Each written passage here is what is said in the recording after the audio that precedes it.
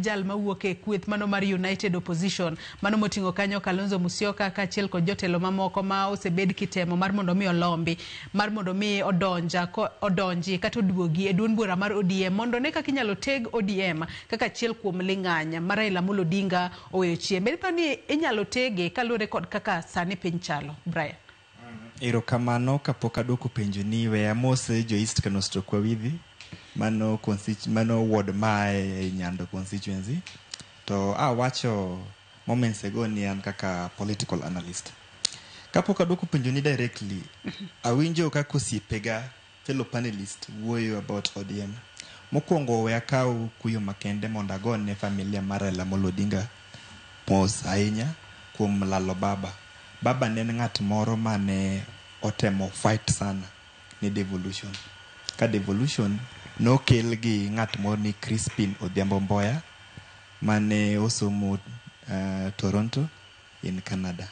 Kane ne committee mar devolution in Kilifi. En ng'ama nobiro gi that idea. Later kan oduogo bedo assassinated to Raila Odinga no fight ne. Ma sani political parties mang'eny kaka ODM ginigo, Jubilee, Safina Party. Sani wan gi political parties 192, if I'm not wrong.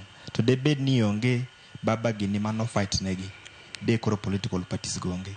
To gimako dak kwayo maduong mokwongo ni politics ma Kenya kata ma Africa need hygiene.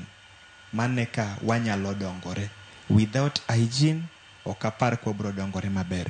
Koro kaduoge e penjo mi penja moriere, wan gi opposition, wan gi political parties, mane government, the ruling government and the opposition. Opposition must be there. Nyako bedi kanyo mondo keep the ruling government on check.